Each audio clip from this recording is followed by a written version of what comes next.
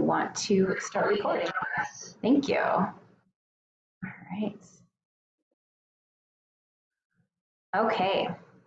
Well, hello, everybody. Thank you for joining us to presentation when it comes to the new evidence-based healthy aging program called Mind Over Matter. I'm really excited to be talking with you about the program today from Wisconsin Institute for Healthy Aging.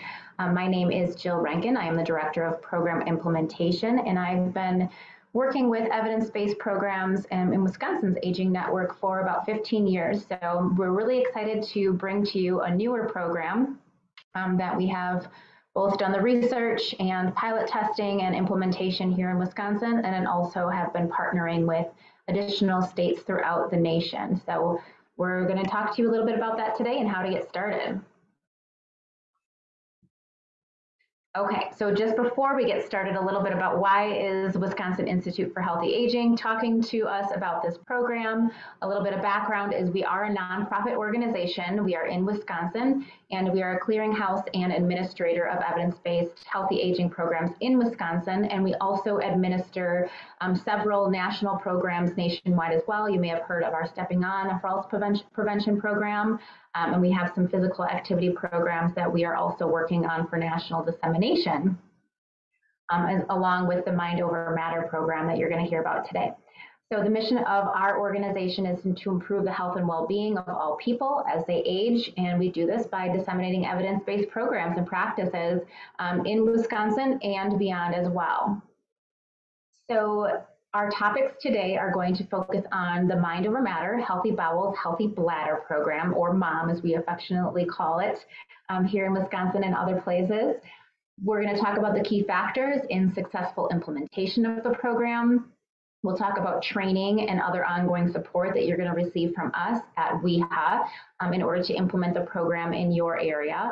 And then we'll discuss logistics like grant proposal items, budgets, things like that. Answer any questions, talk about next steps like receiving a letter of cooperation from us, and so on and so forth. So if all of your questions are not answered right away in these topics, we will leave some time at the end to discuss the program in more depth if you'd like, or talk other implementation questions as well. Okay, so I'm going to give you a brief overview of the Mind Over Matter program. It is a high-level evidence-based community incontinence program, and it is on National Council on Aging's list of chronic conditions program as well. It is proven to reduce bladder and bowel incontinence, both of them together. And the reason being behind that is our academic partner, the one that designed this program, Dr. Heidi Brown. She works with women of all ages, but knows that this is a significant issue within the older adult population, particularly with women who are 50 and older.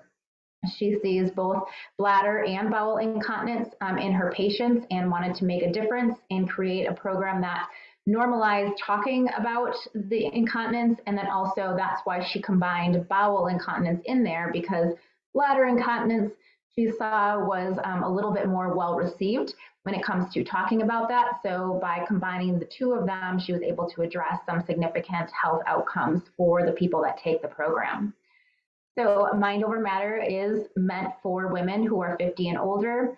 We know that half of all women in this age group are going to experience incontinence at some point in their lives, which is why Mind Over Matter is very significant in the lives of people who take it. So the structure of Mind Over Matter is 3 sessions, and those 3 sessions fall every other week. So 3 sessions every other week, 2 hours each session, so that's a total of 6 weeks, but they're only meeting 3 times in that 6-week period. The topics that are covered, we talk about pelvic floor muscle exercises, we talk about fiber and fluid intake, and all of those are in relation to bladder and bowel incontinence. A big focus of the program not only is the information that's given, but of course using adult learning techniques. We use videos from when it comes to any kind of medical technical component of the program, peer-to-peer learning, obviously, if some of you are familiar with all the other evidence-based programs, the facilitators are facilitating the program from a peer perspective. So you have that level of behavior change that happens when it comes to peer-to-peer learning. There's handouts. We have decision-making processes embedded throughout the 3 sessions. So all of those are embedded throughout the curriculum. We know that the program builds confidence. It does have that peer-to-peer learning, and greater awareness of incontinence and reduced symptoms, of course, is the bottom line. We want to see people with reduced symptoms. So we do see that in the program. So Mind Over Matter has a multifactorial approach, which is what you kind of saw on the last slide, where we know that in order to address something like bladder and bowel incontinence, we need to have a multifactorial approach. We need to have a variety. It's usually caused by a variety of factors, and which means that it can be remedied by a variety of factors. So that's why we talk about, there are some medical components in the program, meaning we talk about those causes of bladder and bowel incontinence at a basic level. So that understanding is definitely there, that education piece. But we also know that women are able to improve their symptoms through a variety of different techniques that are also embedded into the program, and that is the exercises to strengthen the pelvic floor muscles. Those are all evidence-based. We talk about the evidence-based nutrition principles to control fluid intake, and then fiber intake as well. So there's a nutrition component as well as exercise and the more medical component of this. And then, most importantly, we have the goal setting component, because we know that knowledge itself doesn't necessarily always translate into behavior change. So there are the goal setting components to it when it comes to the women in the program doing their exercises and their fiber and their fluid intake. So just like we mentioned before, the target market for this is women who are age 50 and older, that live independently or in a home or apartment. That's where the research was done. This is the group that we know that has the evidence-based outcomes that we have tested. We know that those women who have experienced bladder or bowel issues are appropriate for the workshop, or if they're interested in preventing them, which many of us say, yes, we are interested in preventing these issues. So that is why that is included. The workshop is appropriate for people to take for prevention purposes, not just if they are dealing with the issues. So just to kind of give you an idea, this program is about 2 years old when it comes to, we've been doing testing on it for several years, but it has been ready for implementation for about the past 2 years. So this is what it's looked like. Keeping in mind, obviously, that we've been doing this during the pandemic, so it's been really exciting to see the growth even through that. Right now, we are working, within 8 states in the nation. We have over 80 trained facilitators nationwide right now. We have 3 master trainers who are able to train facilitators nationwide. And as you can see, we've done 167 workshops nationwide. And you can see the breakdown there of Wisconsin and then outside of Wisconsin, and then that matches up with the participants that we have also had nationwide as well. So quite a lot of activity in the past 2 years, and looking forward to more.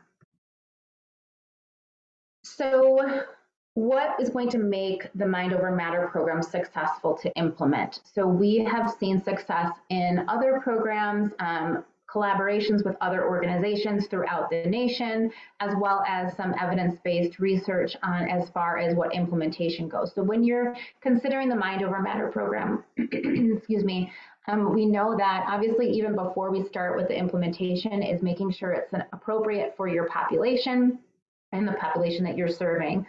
Which we know over 50% of women are going to deal with incontinence, so it's pretty appropriate in most any population. But looking at the health needs and things like that, assuming that that has been a consideration of yours when you are implementing, we want to make sure of these 7 things are happening in order to be able to ensure success. And that is, number 1, strong agency leadership. with health promotion as a commitment. So a lot of times this program and other programs can be implemented in larger organizations, maybe that don't have a sole focus on health promotion, and that is definitely okay. We just want to make sure that there is a leadership commitment to health promotion so that the implementation can be successful. We want to look towards organizational stability, making sure that it's a commitment.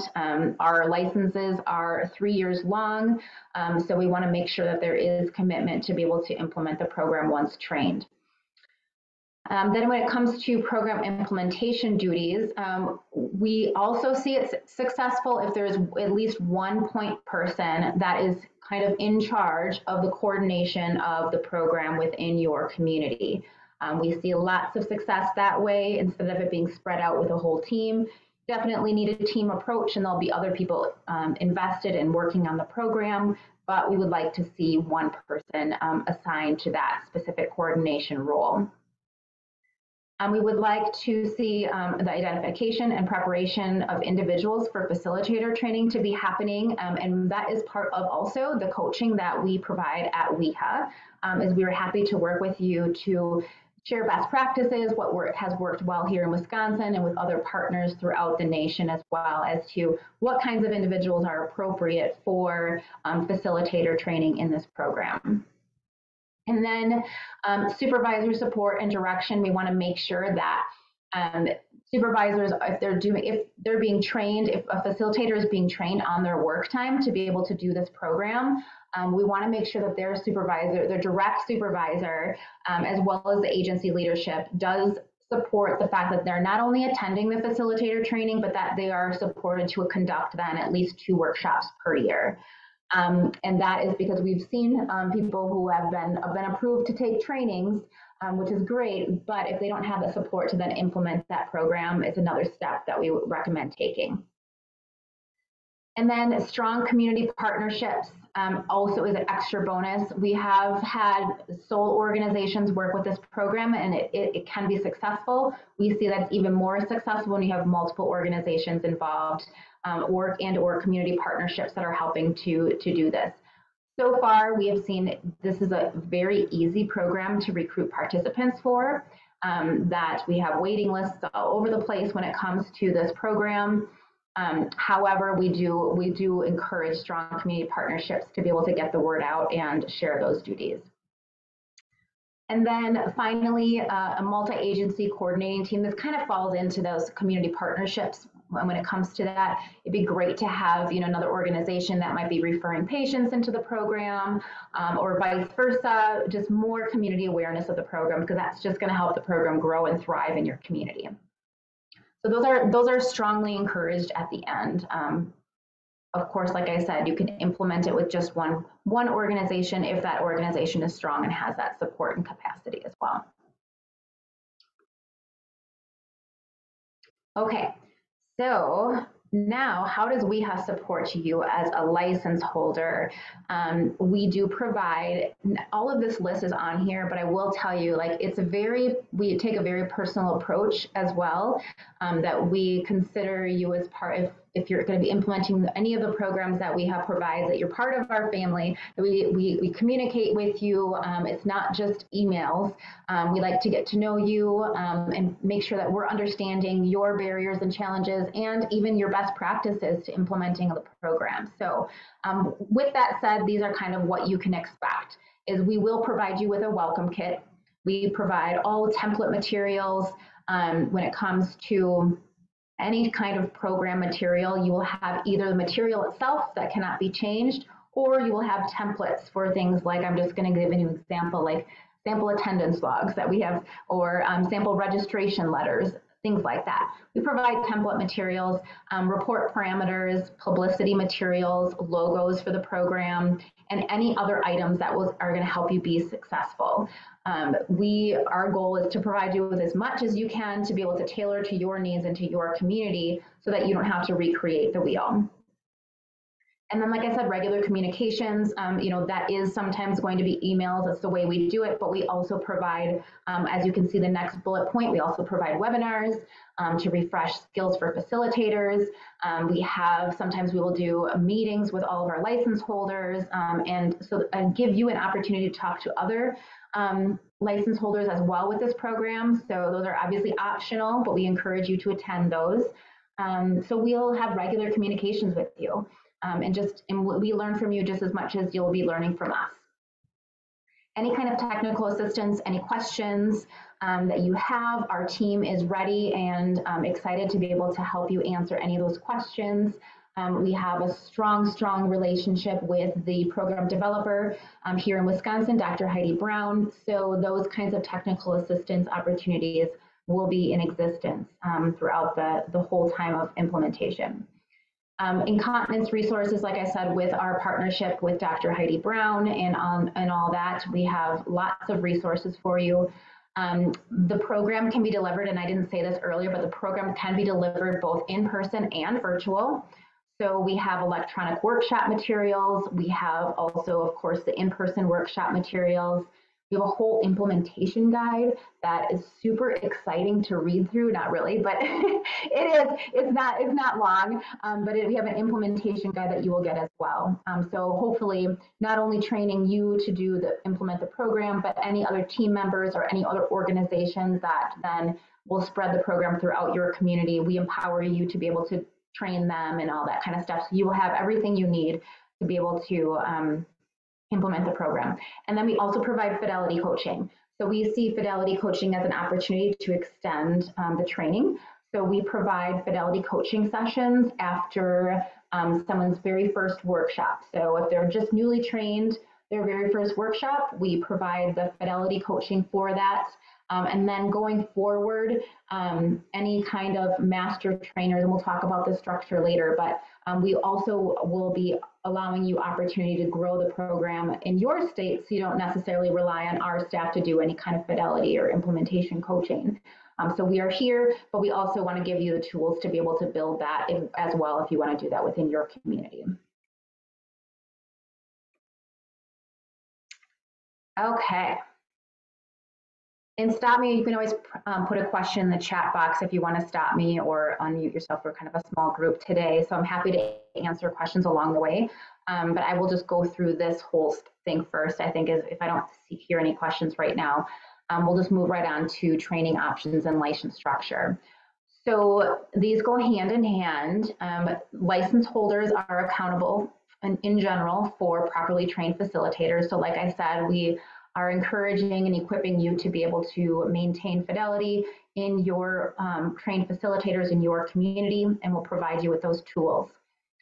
Trained facilitators are going to practice collaboratively under the license holder. So whoever the license holder is in your organization, in your state, we encourage partnerships and things like that. If you're going to expand the program in your community or in your state, we encourage that collaboration on a local level. So if there's multiple organizations that want to work under your license, we would encourage that. The license holder would be then like the head in that state or in that community. So you would be basically in charge of the program in your area. The license structure that we have, and you're going to see this on the next slide, like I said, I keep saying the word encourages, but we encourage growth. So we encourage increased workshops and not having to have you pay for, if you are trying to get more workshops in your community, we don't penalize that. We want to encourage that. We want more workshops reaching more women without you having to necessarily pay for that. Okay, so this is a little bit more now. That was a bigger picture when it comes to license in operations. Here is what it looks like. So we do have, so if you are considering getting a license, if you're a brand new license holder, then there's some training options that we have. So you can have facilitators trained here in Wisconsin or through Wisconsin. So we have not license holders, we have facilitator training scheduled for 2023 in response to the need that we're seeing nationally, both nationally and in Wisconsin. So we have virtual leader trainings happening as well as in-person leader trainings happening. Those do happen, and you can send your individuals to us via virtual or in person. And then we also have an on-site option. And this option is usually most successful if you are wanting to train a large group of people or a large number of people. So that is an option where you can contract with us to send 2 master trainers to your community to do a facilitator training that way. And that has a different fee structure as well, so we can talk about that if that's something that you're interested in. So once your facilitators are trained, and after that eligibility criteria are met, so if they pass the training, they do that fidelity coaching, they perform, they do 2 community workshops, then they are eligible to become a master trainer. So we provide master trainer trainings as well. So we encourage, in pairs, you might want to have, if you want to grow the program in your area and you want to have 2 people become the master trainers in your community, and then you guys can provide future training, so they don't always have to come back to WEHA to get trained. They can get trained through you. So that is an option as well. And we offer those regularly, at least twice a year is when we offer those master trainer trainings. So the 2 types of license holders. So you can get a sole license, and that is a license holder with trained facilitators. You guys are representing a single organization or a single community. And that is, and I'll show you the fees here on the next slide. Then we have license holder with affiliates. And this is if you want to be a license holder, you have trained facilitators, but then you have multiple organizations. Let's say a lot of times we'll have a state that has multiple area agencies on aging or has multiple organizations within that state that they want to collaborate with. We offer that option as well. So that would be an affiliates license. So regardless of that, regardless of if you have a sole license holder agreement or an affiliates one, you would then serve people in your state. So you wouldn't necessarily serve somebody from a different state. Your geographic area is your state.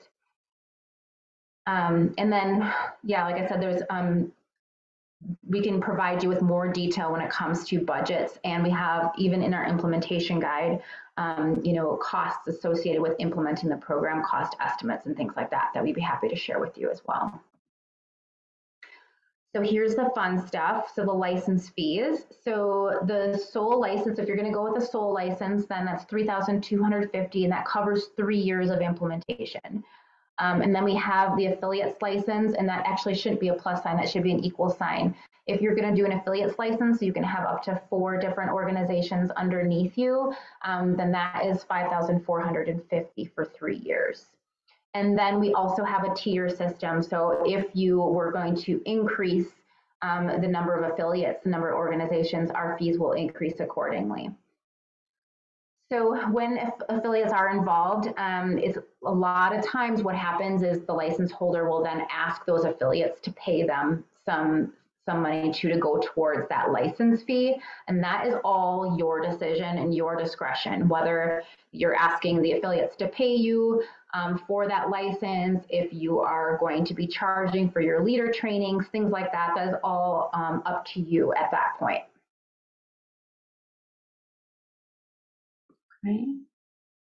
Okay, so if all this looks good, it's a good match, then we will write you a letter of cooperation. We just ask for some details of your proposal, what your plans are, if you're looking to train your folks, having them come to the Wisconsin trainings or the virtual trainings, or if you want us to come to your state.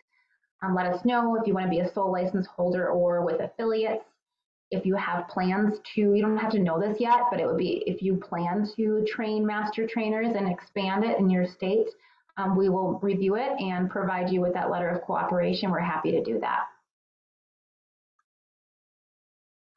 And then also, if you're continuing your current license, if you are a current license holder, if somebody is a current license holder and you want to expand your project in the next cycle, the next funding cycle, then we would just ask for, previous success, making sure that it's a good fit, it's a good match within your community. And the same thing as we had before is just some details of your proposal, plans, what are your plans for facilitators and master trainers, training, all those kinds of things. And it's basically the same thing, as we would be happy to work with you. So I'm going to, like I said, open it up for discussions, but I want to show you our website. It is a very rich resource of a lot of information. So if your questions are not answered today, or if you want to take this back, share this with other people, we have several ways that you can get some more information just from our website. And that is at wihealthyaging.org.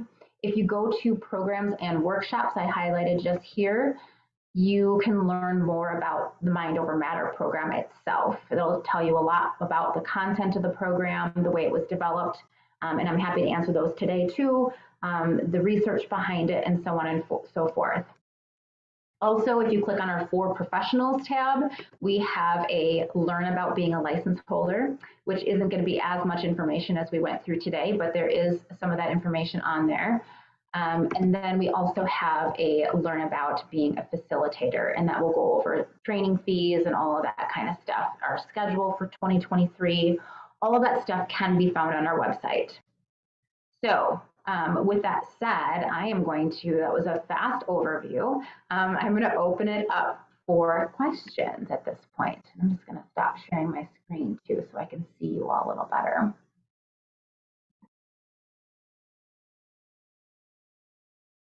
All right. So let's just see. I think there's a chat. Will the slides be available? Yes. Yep. The slides will be available, and we have recorded this session as well if you want to share it with other people in your area. Feel free to unmute if you have questions. If you want to hear from any examples of, we're currently working with 8 states, so we can tell you a little bit about how that started, or answer any more questions about training fees, the fee structure, all that kind of good stuff.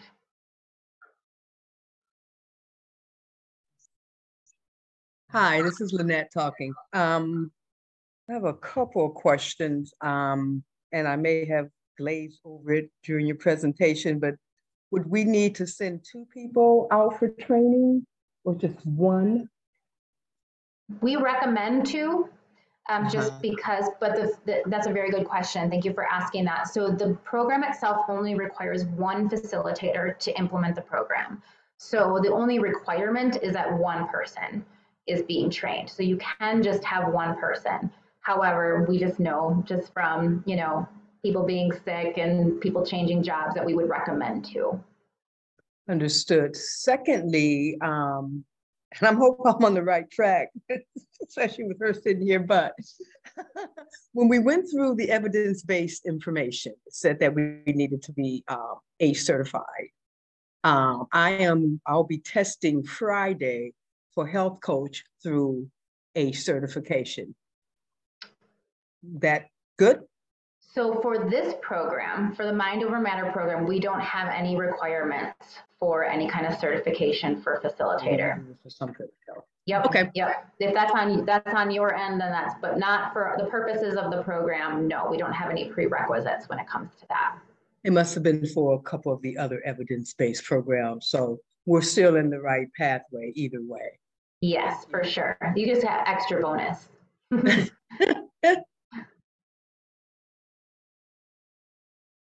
Great questions.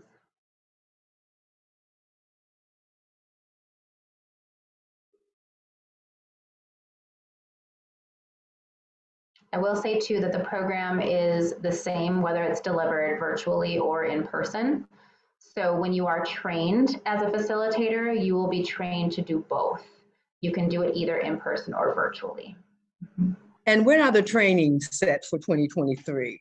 Yeah, that's a great question. Have those dates? Sure. Amy, do you think you could pull that up for us? Or Aaron, if you have that handy. But yeah, I know the first one is going to be, we scheduled them to start in June to reflect the funding cycle with ACL. And I can pull it up too as we're talking, but. We have one scheduled for in-person on June 14th, starting on June 14th, and then one online starting on August 16th. So one in person, one online this year. Yep, That's so what far. Yep. Okay. Unless if we have more demand, we can always schedule. Our trainings hold up to 20 people at a time. So if we have more demand, we can always create more virtual trainings as well. Yeah. What else was I going to say about the trainings? Oh, they are 2 days long. Whether it's in person or virtual, it's just 2 days. It's the same for both in person and virtual. Okay.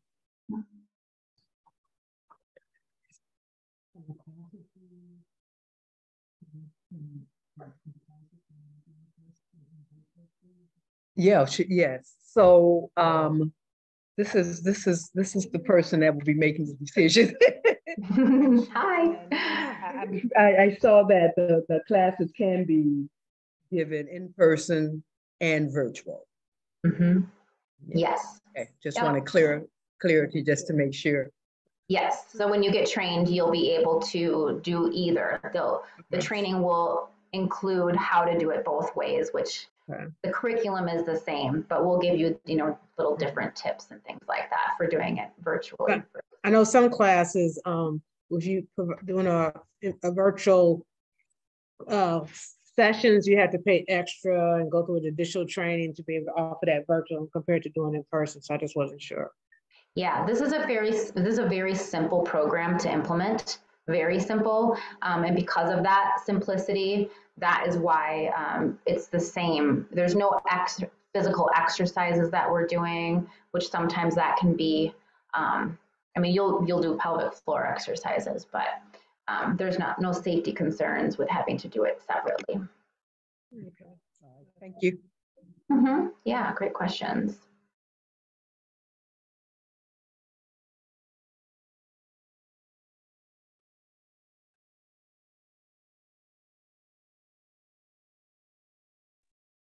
Hi, my name is Devin Murray, and I'm with the University of Oklahoma. And first of all, let me apologize. I had a meeting that ran over. So if I'm asking a question that somebody has already asked, I apologize in advance.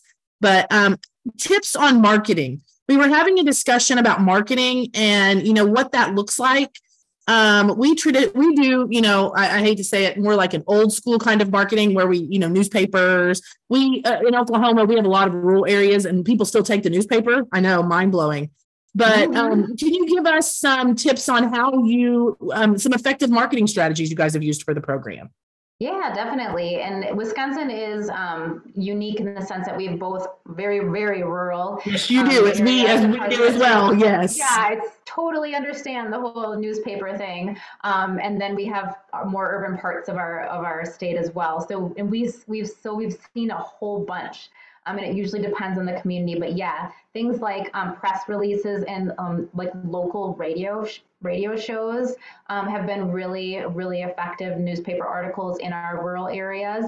And Amy, feel free to jump in here too. Amy's worked a lot in rural Wisconsin and has some great tips that might work best with match your population. But we've seen it all to the end of the spectrum of like Facebook posts and doing more of that younger, older adult population and doing that virtual promotion with things like using social media. But we still do a lot of traditional marketing when it comes to like local radio shows and grocery bag stuffers in the local grocery store.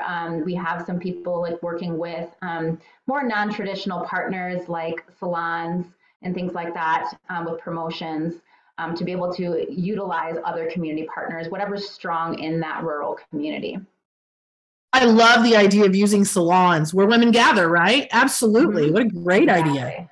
Yep. And I'm assuming in the training, you guys will make available some examples of some marketing materials that you use with the verbiage, because we want to be able to provide the information. We want to be able to tell people what the class is about. But we also, this is such a, sensitive topic. You want to put the wording in a way that it doesn't run, potential participants off. Exactly.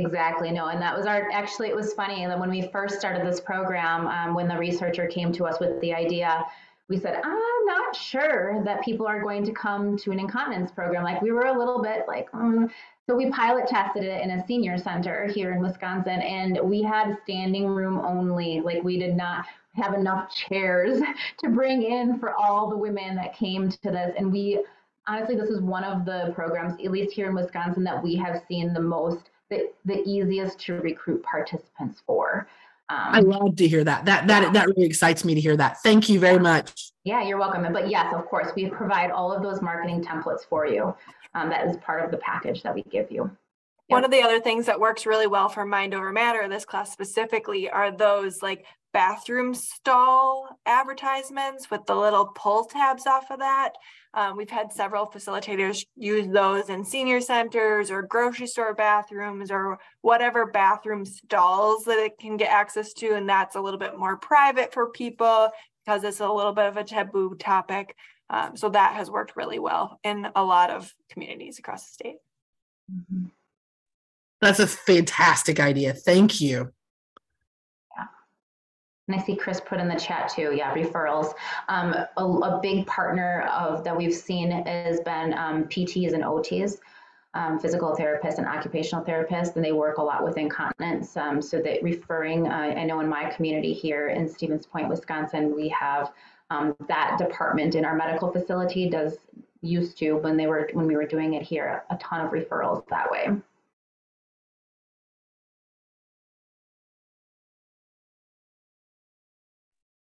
Thank you so much.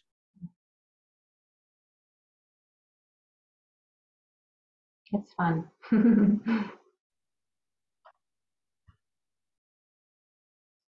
Any other last minute thoughts? Go ahead, Erin.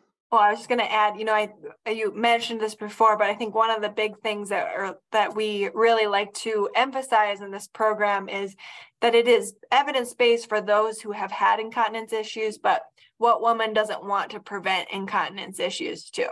And right. So being able to market it to all women has been, everyone wants to take that, if not because they have current issues, because they want to prevent any future issues. Yeah, that's a good clarification. Thank you. So I can quickly pull up just a sample of some of our marketing things. So yeah, you can kind of get a look at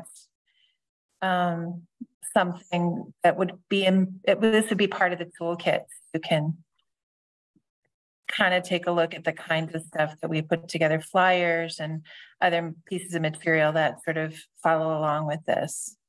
This is one that would be sort of similar to Erin's description of something that you could pull off, put in a bathroom stall area in a senior center, for example, and they could register for the class that way. Yeah, thank you, Chris.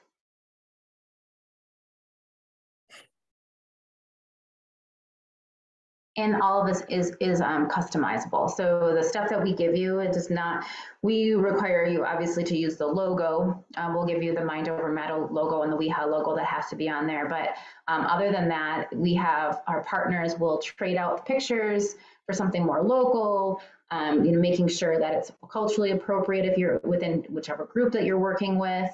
So it's all customizable.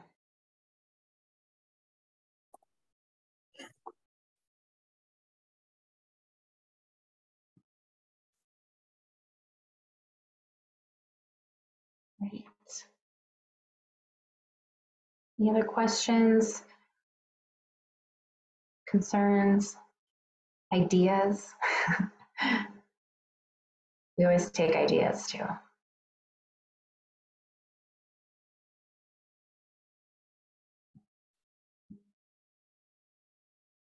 Okay. Well, we are available.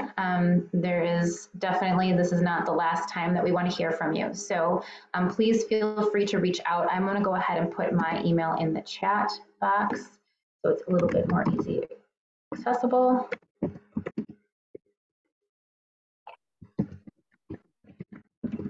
But you can always find us on our website. So please feel free to reach out. We're happy to talk with you. We could set up a meeting if you want to hear, other partners want to hear more about it, we're happy to do that, or just an individual quick phone call and talk a little bit about implementation. Oh, Lynette, I think, were you asking a question? You were muted if you were. Oh no, okay, you're good. All right. Okay, well, thank you, everybody. I will stay on a little bit afterwards if anybody wants to stay on and ask questions. Otherwise, we look forward to hearing from you in the future, working with you.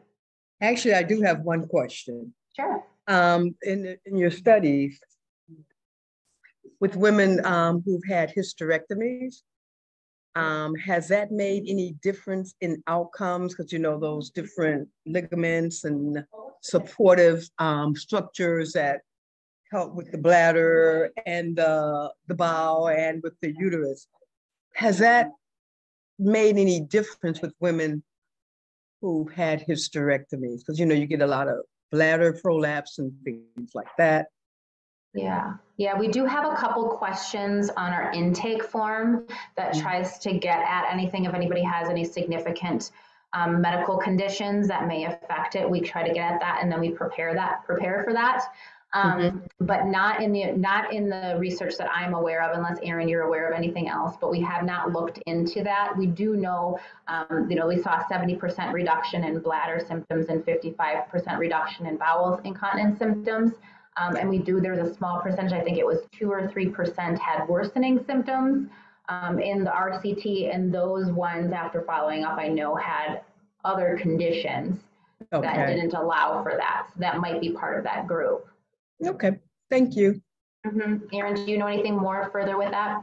I don't think that the research that was done selected or separated women who had hysterectomies and women who didn't have hysterectomies.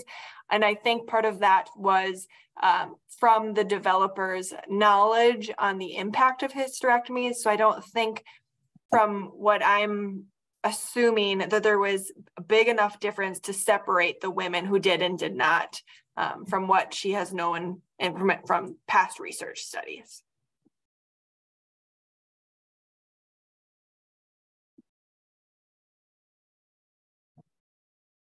Great. All right. Well, thank you, everybody. Have a great rest of your day. Yeah, have a great rest of the day, and we will talk to you soon. Thank you. When will the PowerPoint be out? When will you send that out? We can get that to you, very, very soon, within the week, I'm guessing. Erin, is that realistic? Yeah. Sounds good. Thank you so much. You're welcome. Thank you. All right. Take care, everybody.